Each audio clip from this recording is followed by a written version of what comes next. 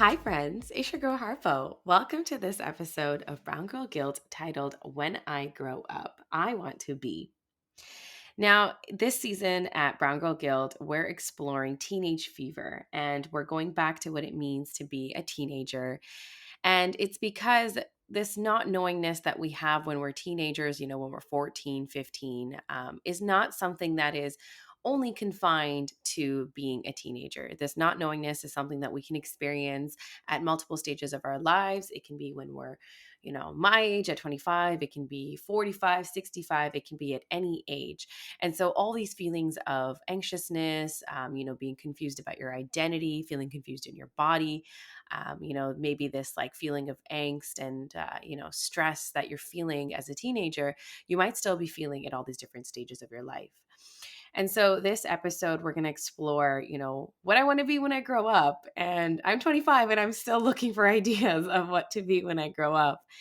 And, I think that there's this common perception that, you graduate high school, you go to university, you graduate university, and then you just figure out what you want to be. But if you're listening to this episode and you're above the ages of 17, 18, you know that that's not true. That's not true. That doesn't happen.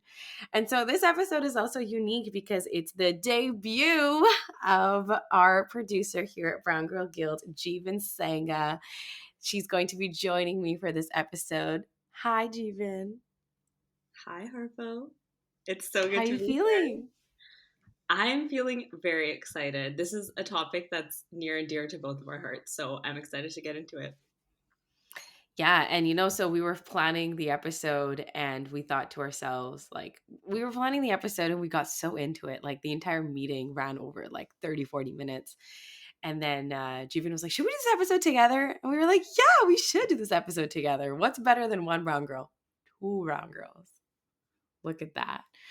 So, Jeevan is someone that helps with the anatomy of all the episodes. So, even though she's not formally on the mic, she's still like a part of the episodes. But today, she gets to be a part of the episode itself. So, we're talking about what you want to be when you grow up. And so, to do that, I feel like we need to go back to high school as we have been. And I want to share my story about the first time that I was asked what I want to be when I grow up. I guess where I was like conscious, when I feel like you're asked all the time as like kids, like, what do you want to be when you grow up? And you'll be like, oh, I want to be a firefighter. But when I was first consciously asked was when I was in high school. And then I want to hear from Jeevan and ask her what her story was as well. But I was in grade 10, I think. It was careers class. And we were asked to do a project where you pick what you want to be and then you do like an entire research project on it. It was like, oh my God, it was ridiculous. It was like 15 pages or something you had to do. You had to get really in depth. And so I picked a social psychologist. And even then, that was like really unique because people were like choosing like doctor, lawyer, whether they were picking a psychologist, it was just like just a psychologist, but I picked a social psychologist.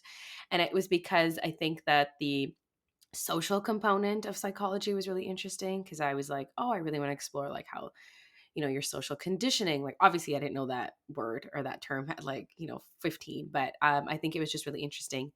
And so I wanted to explore the way that society impacts how we operate. And so I came home and I told everyone after I did this project, I was like, I want to be a social psychologist, guys. Like I have figured it out. It's clicked. And nobody in my family understood what that was. Like my mom made fun of me actually, and she would like say to me like, "What am I supposed to say to people?" Like, this is so bad. But she would be like, "Oh, like du pagal na doctor varna," which means like you're gonna be a doctor for like crazy people because she was conflating psychiatry with psychology, and obviously people are not crazy, but she was. That's where her understanding was in like 2012. And so even though that's what I wanted to be, obviously came time to apply for university. And so I applied for sociology at the time, and I still can't tell you why. Like, I still can't tell you why I applied for sociology. I think that because the word sociology was so close to the word social, that's why I applied. I had no understanding of what sociology was. And I'm curious because, like, Jeevan, you also studied sociology. And perhaps you had a similar experience where, like, you just don't know, like, what sociology is, but it seemed like a good fit. And so I think when I was reading, like, the SFU website's description of, like, the Department of Sociology, the words like justice, activism, racism, those keywords really stood out to me. And it felt like the social justice based work that I was already doing in high school. And so I was like, okay, I'm going to try this out. And then even when I started to pursue sociology, I didn't really understand what kind of a career would come out of it because, again, on the website for SFU sociology department, the like what you can be is so broad, right? Like it's like you could be in human resources, you could be a lawyer, you could like be a sociologist. And it's like, well, I don't really understand what that means, but I'm just going to go with it. And then in second year, I took a gender studies class. It was Gender Studies 101. And I've talked about this many times that like our textbook was Twilight. Like, I was like, my textbook is Twilight. Like, sign me up. Like, I'm gonna be here forever. And so I took gender studies and it felt more niche. Like it was a little bit more related to like the work that I was already doing in sociology, but it was expanded. And I loved gender studies. I feel like that time in my life was like a wild time. I loved it. And so the summer before my last year of university, up until that point, I feel like it was cruising. Like I had no real pressure of like what I was going to be, what career I was going to have. I mean, there was an internal pressure for sure. Like I was curious, but I think when you're in second, third year, you think you have all the time in the world. And then the summer before my last year, my dad sits me down during dinner and he goes, "What are you doing with your life?" And my world fell apart. Like truly, my world fell apart. I was like, "What do you mean? What am I doing with my life? You're not allowed to ask me that." And he was like, "So what are you planning on doing with this degree? Like I'm spending all this money, on your degree. And so what is it that you're going to do with it?" And I think like I didn't have anxiety around my degree at the time, but then that conversation really started to give me anxiety around my degree. And I think it was coming at a time where I don't blame my dad, but like for many years, my family had pushed higher education, it pushed academia, and it was like, get a degree, get a degree. We don't care what you get a degree in, but just go to school. And then all of a sudden, at that time, a lot of people around me in my family had dropped out of university because it wasn't for them. And they started working like real adult jobs and were starting to make money. And so I think at that time, my dad's anxiety was, okay, all these other kids in the family are starting to make money, and like I can see clearly where they're headed, but then my kid, I have no idea what they're doing and they're not making money. And so my dad's anxieties of, like what he thought was like his definitions of like scarcity and abundance started to really come into my definitions and my experience with what I was doing. And it's just so funny now to look at the version of Harpo that I am and then to think that this is what he said to me next. He was like, "I want you to join my trucking company." I was like, "What?" Like, do you know me? Like, why do you want me to join your trucking company? And then he was also like, had like an insurance business. He was like, "I want you to get your insurance license." And so, like, if you know me, you know that those things are not related to anything that I want to do. I have no desire to do any of those things. I remember at that time, like, being so hurt for him to say those things to me. I was like, I feel like you're stifling who I am. I feel like you're asking me to shrink who I am, and you're not allowing me enough space and room to like truly figure out who I am. And so I did something in that moment that was truly revolutionary. I was like, I need you to back off, and I need you to give me 2 years. And so, I mean, I compromised, right? Because I feel like you can't necessarily tell your brown parents to F off, right? So I was like, I can't tell you to F off, but I can ask you to F off for 2 years. So I asked for 2 years of my life. I said, if at the end of the 2 years I haven't figured it out and you're still confused, then I'll join your trucking company. Then I will answer I'll answer the phone like, "Hello, Uncle Hanji, like, you know. But until then, no, don't bother me." And so that's when I applied for grad school, and I'll get to that point of the story in a little bit, but I want to hear from you, Jeevan, and hear about what it was like for you to hear for the first time. What do you want to be when you grow up? Yeah, first of all, so much of that story resonates with me. It's actually crazy. Sometimes I'm like, man, brown girls are united in like the same kind of key stories we've had in our lives. For me, it actually goes back even further. I remember in kindergarten or like first grade, super, super young, our class had one of those, like, when like your grade does a yearbook? I don't know if they ever did Mm-hmm. that at your school, but at my elementary school, they did that. And they asked us to draw a picture of what we wanted to be when we grow up and then like write the job title. And I remember the only thing I didn't know anything about careers. I'm like 6 years old, 7 years old. But I remember my older brother wanted to be a lawyer. So I was like, that sounds cool. I'll just pick that. I'll just pick lawyer. I didn't even know what a lawyer was. Like, I remember the picture I drew was just a person holding books. That was it. Like, that was all I knew. And then I think I just like clung on to that career for so long. Like I was just like, yeah, a lot of brown girls who are like feisty and like chatty are always like, oh, you should be a lawyer. You know how to argue. And I feel like I was one of those brown girls who was just really chatty and always like challenging people around me and wasn't afraid to say what I wanted to say. And I think everyone around me, everyone in my family was like, you should be a lawyer. And so I held on to that for a really long time. Even in high school, I knew that sciences and math wasn't for me. I really was gravitated towards the humanities, towards English. So I actually applied to an English degree. And I was like, I'll just do an English undergrad and then I'll be a lawyer, because that's what a lot of people who apply into arts usually want to do at some point in their journey. It was like, oh, I'll just do law. It's also very easy for people to understand. I knew like deep down my passion was writing and my passion was like reading and art, but I didn't really know how to explain that to people in a way that wasn't terrifying to them, especially like my parents. So I think being like, I'll get an English degree, and then if later on, while I'm a lawyer, I want to write a book, I can write a book or whatever. That was like me trying to play the game and keep my options open. But then English just didn't fit for me. I didn't feel super represented in the program I was in. And I remember thinking, like, I just hate this program. I need to be in something that I like.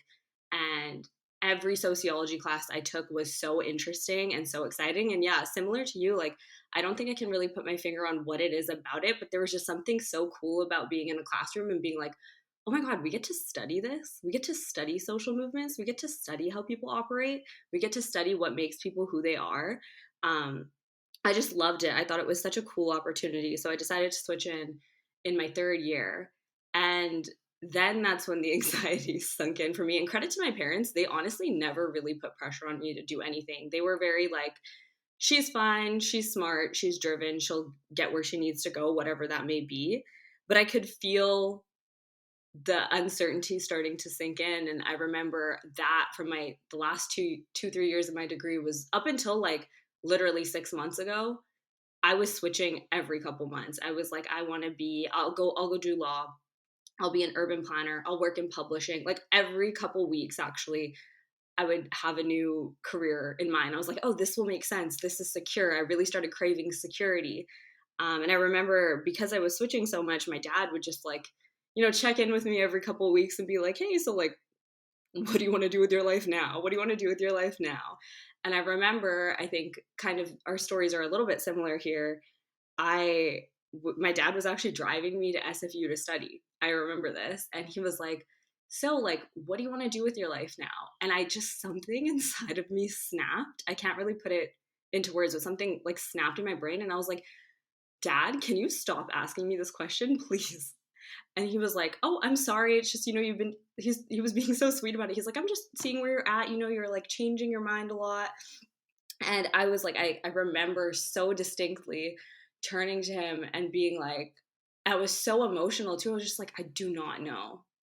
It was like the first time in my life I gave myself permission to like really mean what I said when I said, I don't know what I want to do with my life. I know what I like. I know what I'm good at. I don't know how it translates into a career. And I was so fortunate. I think there's a lot of brown girls who maybe don't get this reaction. But my dad was like, dude, that's fine. Like, that's okay. He's like, I didn't know what I was doing 100% of the time. I don't know what I'm doing now.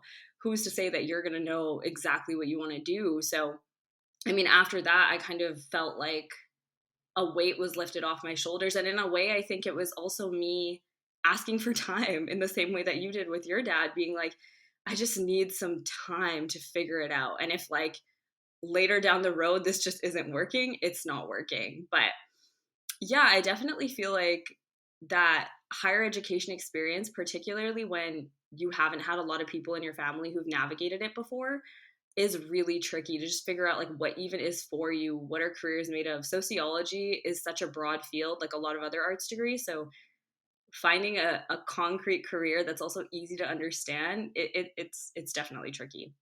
I love what you said. There's so many things that you said that I like jotted down as you were talking. There's so much, you're right, there's so much overlap. I think what's really interesting is like both of us have an I don't know moment. And I haven't shared my I don't know moment. My I don't know moment came, so after I asked for those 2 years, I was in my last year, and I think like maybe a few days after, like a week after, I applied for grad school after that conversation with my dad, where I asked him for the 2 years. And I applied for grad school because I felt like I didn't actually know. Like I didn't actually have an answer for him as to like what it is that I wanted to do. So I just prolonged the answer by going to grad school. And that's like such a classic reason to go to grad school when you're just like, I don't actually know what I want to do yet. So I'm just gonna go to grad school. So I did that and I got in, and then, it was a big life change. I like moved away. I went to Montreal, and I finished my master's, and I came back like I was 23 and I'd already finished my master's, and people were like, "You're a beast, bro. Like, how did you power through that much?"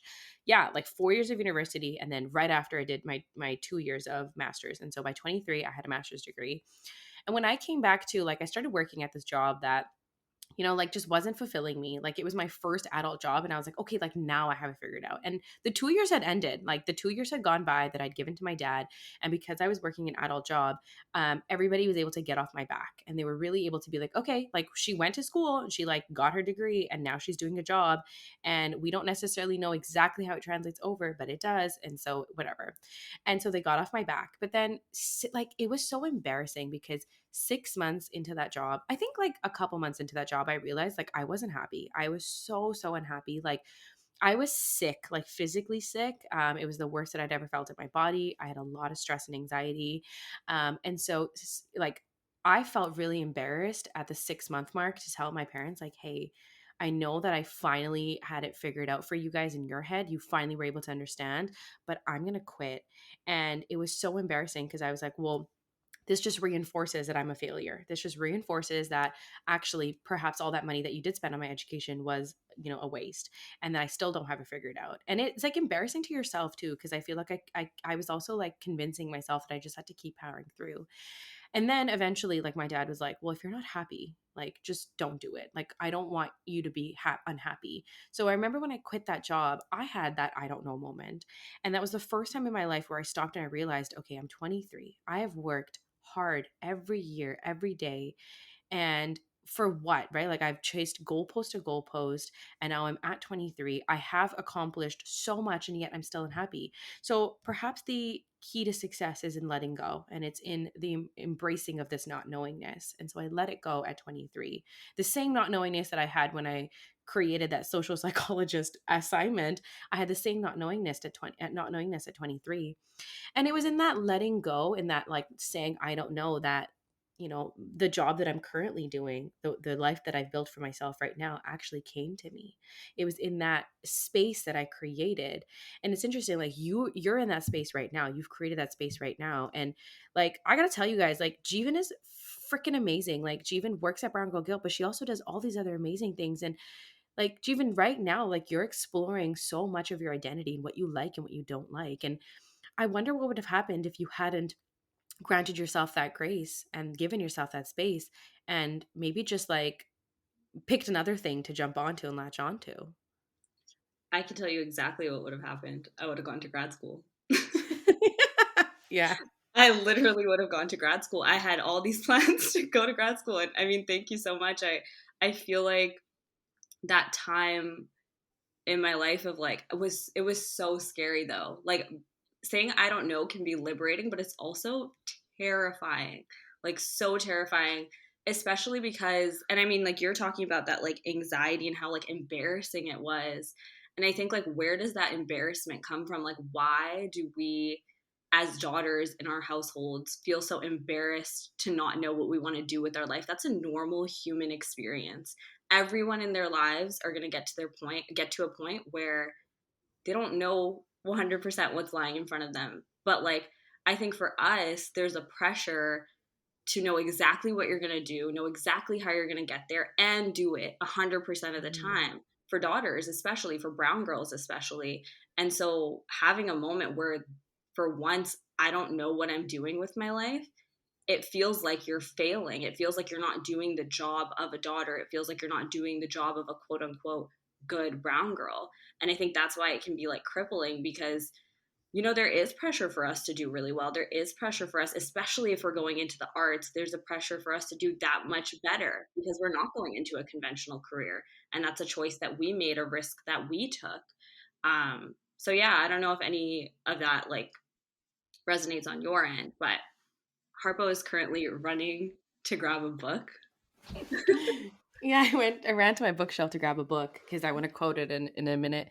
But I think you're so right that the pressure on us as brown girls is, it's, I don't even know how to unpack it. Like, I just remember being told as a kid, like, go to university, get a degree, always do this, like, you're the Sean of the family.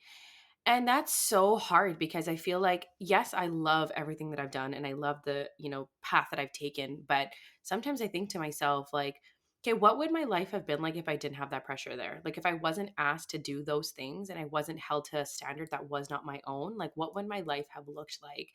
And I felt like a lot of it came from looking at, my parents and then some of the other adults in my community who had to like let go of the kind of life that they truly would have lived, right? So having to just make adjustments and to just compromise and like do all these like labor jobs, as immigrants that didn't necessarily require, the I wouldn't say they didn't require that skill. I won't say that. Like labor is really skilled work, but I think like I always wonder like okay, my dad owns a trucking company, but like does he care about trucking? Like is he passionate about it? Did he actually want to be a trucking company owner when he was a kid? Probably not, right?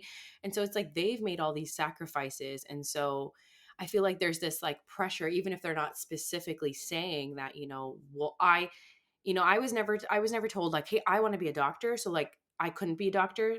So you're going to go be a doctor now. I didn't grow up with that kind of a family. So it wasn't explicit, but I felt like there was like this implicit energy all the time that was like you need to do better and be better for all of us and you're representing all of us. And the pressure for that is insane. Like it's crazy. And don't even get me started on the difference in standards for the brown girls versus the brown boys. Don't even get me started on that because that's a whole other episode that we could truly record. But I do feel like because I'm this, I was the eldest brown girl. I'm the person in the family that holds everybody together, right? Like really holds everyone together. And so I feel like my success wasn't just my success, it was the success of the entire family. Yeah, 100%. And I feel like that implicit pressure is so big. I think throughout my life, I was always the way I would frame it was my parents never put pressure on me, but I put pressure on myself. I put it on myself. But it's like that pressure that we put on ourselves doesn't come out of thin air. And I don't think it's any fault of my parents. I just think that they see this golden opportunity for a cycle to be broken and for another generation to reach this standard in society and this level of prestige in society, especially looking at how a degree was valued in their generation versus our generation. um, and so the ability to be able to do that and provide that for their children is just so big. And I think that as brown girls, because we're used to being so mindful of how everyone is feeling in our family and internalizing it and being the moderator and being the mediator and making sure everything works, that if we feel that our parents want us to do this, if we feel that our family is banking on our daughter getting an education and breaking this cycle, we're going to do it. We want to do it because that's how we've been conditioned. And I'm so grateful for the opportunity to have received higher education, but I do think back to parts of my degree where it was rough and I wanted to quit. And I remember having this thought of like, did I choose this for myself? Like, did I actually want to be like, when did I make the decision? Or was it just something that was always expected that I do? And, now I look back and I'm like, I'm 100% where I'm supposed to be. But it is kind of scary to think about, did I actually choose this path for myself? Or did I just kind of get swept up along the way? You said something that was like, our families want to break the cycle. And so they're really, encouraging us to go and do all these things and to pursue this like education and to build this life for us.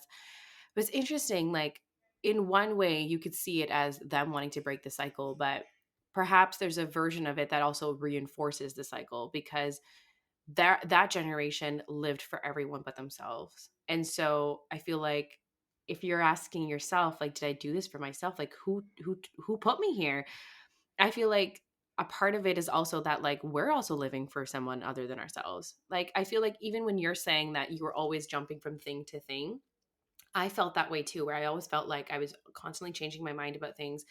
And I wasn't really allowing space for myself to check in with myself to be like, okay, what is it that you want to do? And so creating um creating a version of myself that was not actually representative of myself, like I was moving through the world as a version of myself that I curated specifically, that was palatable and that was like easy to understand for everybody in my life, right? My work till this day, I cannot describe it. I cannot explain it. I can't translate it into Punjabi. Like, I don't know how to say, like I have a degree in sociology and gender studies, and then I'm also the general manager of a music festival in Punjabi. I don't know how to do that. But like telling people you're a lawyer, or telling people like, oh, I work in media, or telling people like, oh, I have a master's in education, like that stuff is easier to describe. And so I think yes, there was like a way of like perhaps in their minds they thought that they were breaking a cycle, but now when I look back at those years, I feel like so much of what I was doing and who I was at the time was really just upholding and reinforcing the cycle. And it's interesting because when we were brainstorming for this episode, we kind of talked about like, why is this question inducing so much anxiety? Like, why does it Mhm. literally make me like shrink into myself when someone asks me what I want to do? And I think it's this idea of us choosing an unconventional path as brown girls, which is kind of revolutionary in and of itself. But then also the fact that I can speak from my own experience, like my parents had an unconventional path too. Like they figured things out, they took odd jobs, they like built a life for them based off of not knowing what was next. And I think that's a part of why my dad's able to be so compassionate towards me and my journey, because when I told him I don't know what I want to do, he's like, I didn't know what I wanted to do at your age either. What's wrong with that? And so, while on one hand, societally, we might feel like we're going against the grain or we're actually like defying our expectations, which I think is true, we're also, at least in my situation, following in our parents' footsteps. We're taking risks. They might not understand why we want to take risks, but we are. And we actually have the privilege of failing a little bit. We have the opportunity to Mhm. fail, which they didn't really have. So I think, like, yeah, by doing what society and what our community maybe doesn't want brown girls to do, we're actually following in our parents' footsteps and reinventing what that looks like in our own way and to suit our own contexts. Mhm. Yeah, I remember when I first started Brown Girl Guilt, it was really hard for my parents to understand like what it was. And so when they were asking me like, okay, what is this, why are you doing it, what's the purpose, what's the end goal, all those questions were inducing a lot of anxiety in me as well. Like I was shrinking me into myself. I was standing in line somewhere, and I don't remember the story, but I was standing in line somewhere and somebody asked me about Brown Girl Guilt, and then they asked me the same things. And immediately remember like my answer to them was like, yeah, I'm going to figure it out, like don't worry about it, I'll figure it out. And in that moment I had a connection in my mind where it's like, okay, like I had doubt, right? Like I had doubt and I had fear that I wasn't going to succeed either, that I was going to start Brown Girl Guilt and it was going to be a waste of money, time, energy, everything. And it was going to be another thing that I would just fail. And then I realized when my dad started his business, it was 2001. He had only been in Canada for a little while. Had really young kids. He didn't have any business experience or sense. And here he was starting a company that would do like, it would have, like it would have impact in like the overall economy. It's not like, like he's public transportation, like sorry, not public transportation, but he's like he's going between different countries and all this kind of stuff, and he has to figure out payroll. And he did all of that with the very limited knowledge that he had. And here I was starting a business with the safety net of a family where I don't pay rent, I don't have a mortgage, I don't have dependents, I have a master's degree. And why am I afraid? Like, if he can create this entire life for his children with the limited knowledge that he had, how would I fail? How was I going to fail? I remember coming home and telling him that, and he started to like tear up. He was like, "Oh yeah, you're right." Because even he hadn't thought about that, right? Even he didn't understand that I created all of this with my limited knowledge, and I have equipped my child with far more than I had. So the fact that I'm also actively like creating a sense of, or a fear of failure in my child is wrong, because yeah, you're right. Like my kid has had a great example of a wonderful entrepreneur that figured it out like right in her own house. And so why do I think my child's going to fail when I didn't even fail? Yeah, I completely agree. Like I feel like I had the almost the same dynamic with my dad too. And again, I'm lucky that my parents were both very supportive of like whatever. Like every time I changed my career, they didn't really care. They were like, "Okay, Mhm. sure, go for it. Like, you want to be an urban planner? Sure, why not? You want to go and be a journalist? Sure, why not? The only thing they were sure to like remind me of is like, hey, make sure you can be financially independent, make sure that you can live your life the way you want to live it, and whatever those means are, as long as you can achieve that, you're good to go. But you're right, they've actually modeled so much for us, like in their own lives they've managed to make 100% of the things work, and of course they have privilege as well in their own way. But I think it's just important for us to pause and think about, especially now as we're thinking about cycle breakers, is like, how, what kind of space do we want to cultivate amongst our peers and amongst other brown girls? And the next time someone says, hey, I want to try this wild thing, I want to try this, like, I want to try creating a community, I want to try creating a business. And I think Surrey's really great at creating space for all those people who want to try and make a new business or break into a new industry, is how can we uplift those people and how can we create systems where they feel supported? Because I mean, that's kind of a testament to where brown girl guilt is at right now as well. Absolutely. Like Jeevan said, I ran to go grab a book, and I wanted to shift gears and start talking about like briefly talk about like this gendered aspect of this question and the anxiety and the pressure that we've been talking about, and to sort of like big picture it. So the book that I have in my hand, it's called Power Moves: How Women Can Pivot, Reboot, and Build a Career of Purpose, and the author is Lauren McGoodwin, the founder and CEO of Career Contessa. And I follow Career Contessa on Instagram because I think I love the content that they post. So I'm just going to read a passage from the book, and then I want to talk about it with Jeevan here. So there's a passage in the book, and it's titled "Ladies First," and it says, it's essentially talking about this pressure for women to be ambitious and to make power moves and be these boss babes. So it says, adding to this pressure, and perhaps as a response to second wave feminism or a desire to further advance the mission they began, baby boomer and Gen X moms were particularly active in pushing their millennial daughters to succeed. Our generation of women were specifically directed to do it all. As Courtney E. Martin wrote in her book, Perfect Girls, Starving Daughters, we are a generation of young women who were told we could do anything and instead heard that we had to be everything. We were held to high standards, but also held to the notion that we could have successful careers and picture perfect family lives and maintain our emotional and physical health while doing it, if only we were willing to put in the work. And unlike previous generations of women, we grew up consuming media that illustrated an unrealistic picture of success, assured us that as long as we held the prerequisites, i.e., education, social skills, motivation, to be successful, it would happen for us. And although this message fed the need for structure and order that many millennials crave, it also built anxiety around measuring success in a world that doesn't give out trophies or actually care about graduation rankings. Mic drop. That's Isn't bleak, that isn't crazy? But that's so it? true, right? And so even though, like, oh, there's so much I could say about that. Like, yes, we were encouraged to chase our dreams, but we were sold this lie that it would make us happy and that it would make us successful, right?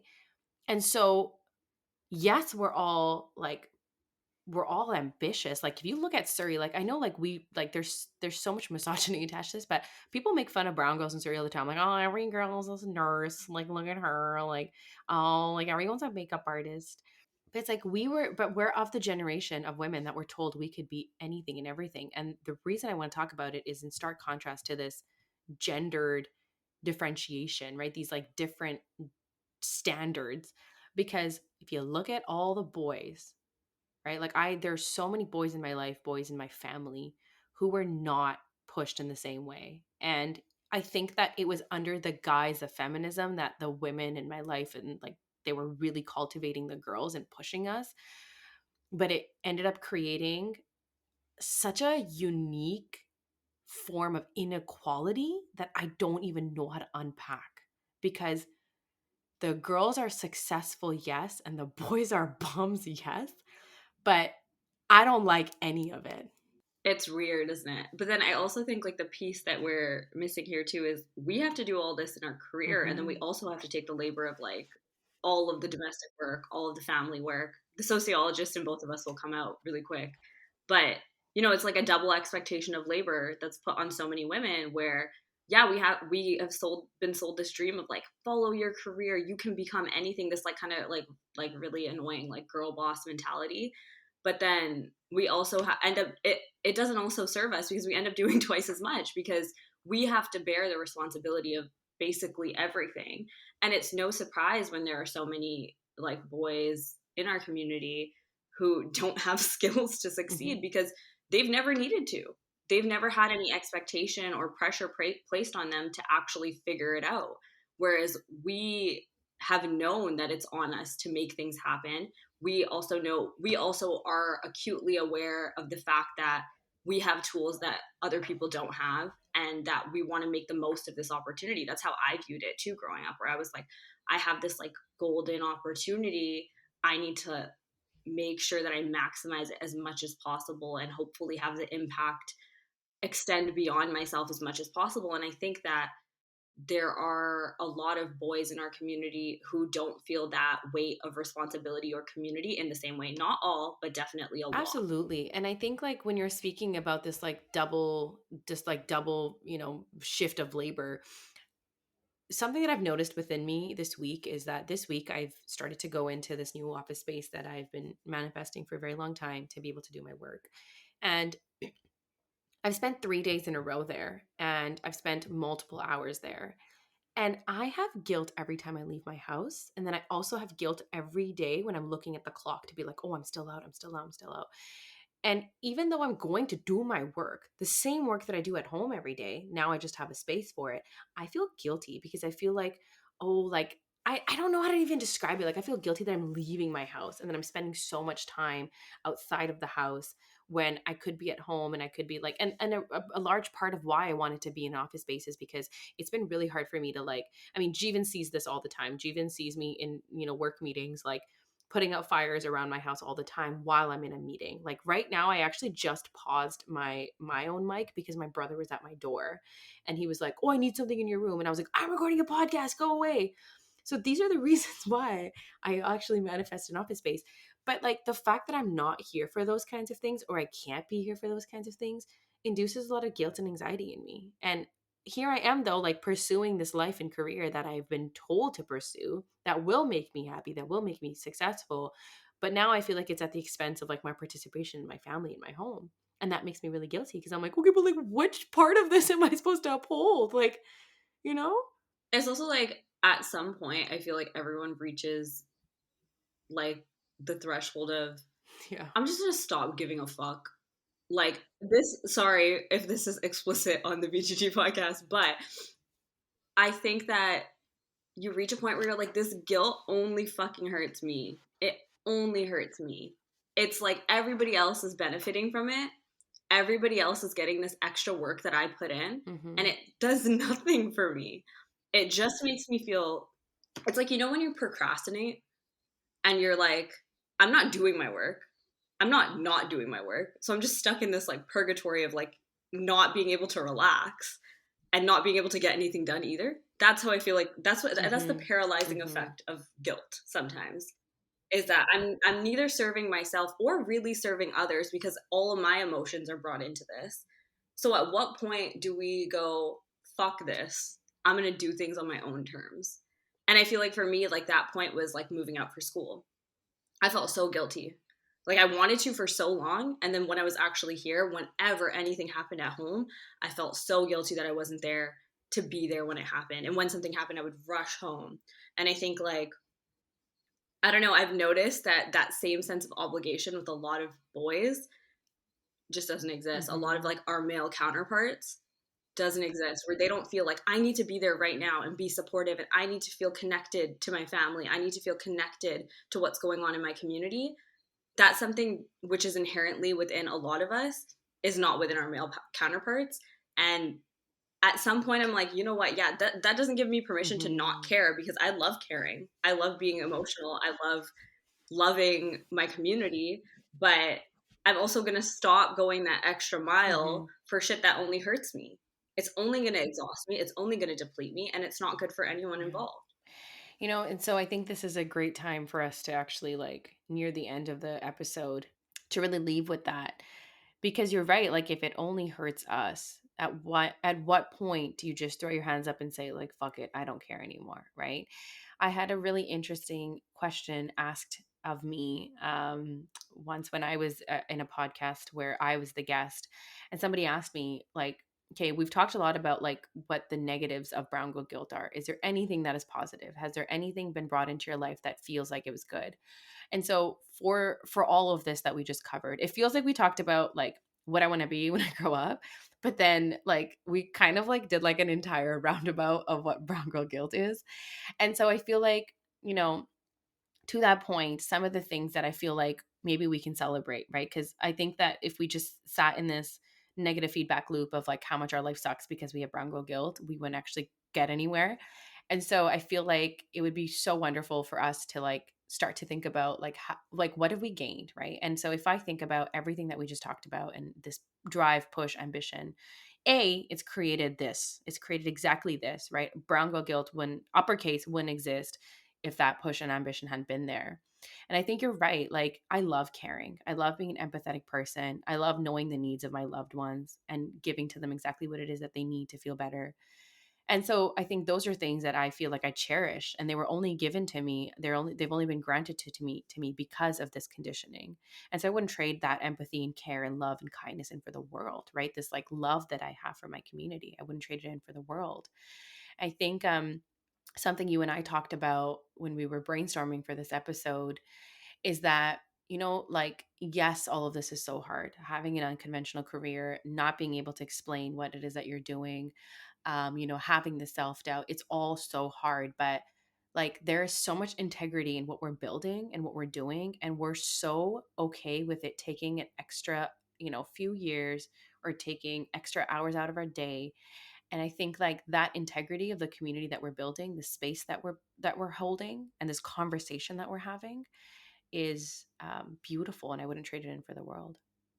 Oh, me neither. I would take over caring and over loving, over apathy any day of the week. Any day of the week. And I think that the love that we have for our community, it bleeds out of us. Like, it's so evident in every sphere of our life. And that's the cool thing about studying what we studied as well, like bringing it back to like education, is that it's literally our worldview. It's literally everything about what we believe in the world. It bleeds into it bleeds into my relationships, my friendships, my family, my work, what I do in my free time. It's all revolved around these core values. And so, yeah, brown girl guilt has a lot of frustrating downsides, but I think the experience of navigating it builds so many skills and builds so much resilience, yeah, I wouldn't trade for the world either.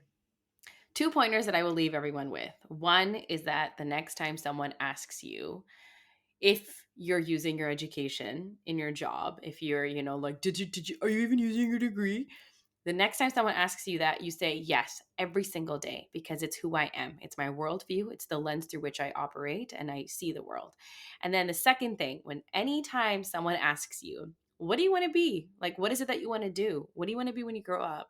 The best answer that you can say is my damn self. I'm just going to be myself. That's what I want to be when I grow up.